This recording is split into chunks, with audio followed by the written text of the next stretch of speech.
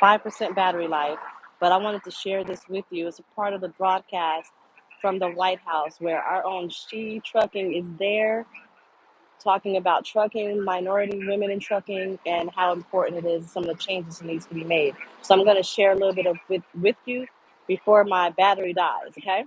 For high quality paid on the job training. We're investigating truck leasing arrangements to make sure that they're above board. We're working on truck driver pay, including those hours when drivers don't get paid even though they're very much on the job because they're waiting for somebody else. We're making it easier for veterans to join the trucking workforce, partnering with the Department of Defense. And of course, we are fixing roads and bridges across America. One trucker told me infrastructure is our workplace. And now we are enhancing that workplace thanks to unprecedented funding through the President's infrastructure law. And yes, that includes working with states to use that funding to build more safe truck parking because we know that that is such a central issue for truckers today. These actions are going to help us recruit more drivers and, just as importantly, retain them. To help keep down shipping delays, rein in the price of goods at a time when we're fighting inflation with everything we've got, and of course, supporting these essential workers is just the right thing to do. I'm proud of all we got done in this 90-day sprint, but I promise you to the trucking community, and I promise you, Mr. President, this is just the beginning. We're going to keep our foot on the gas to deliver for the drivers, deliver for us every single day. You're going to hear more about that shortly. But now it's my pleasure to hand it over to a good friend, a proud Army veteran, an entrepreneur who served as a U.S. Congressman, acting Secretary of the Army, and chair of a new Veterans Task Force, Patrick Murphy. Secretary Murphy.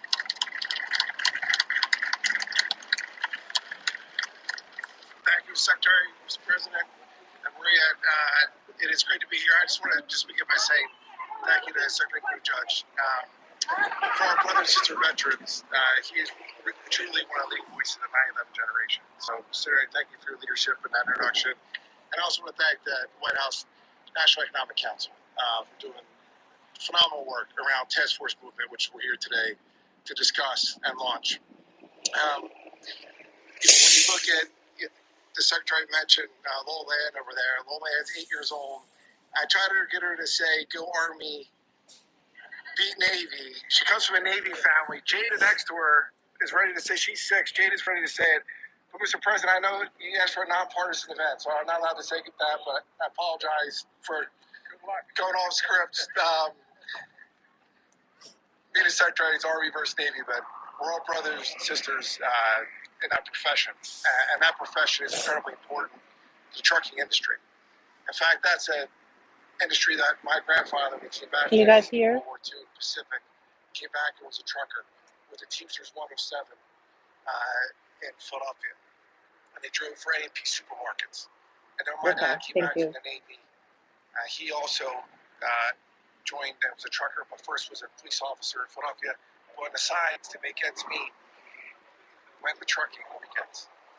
I remember going down I-95 with him in that cab. If you go on YouTube, the link, and the live feed for the White House. What Force Movement is all about is really to create that bridge between veterans and the trucking industry. Because for my family, it was built and survived on in that industry. It's how we got through.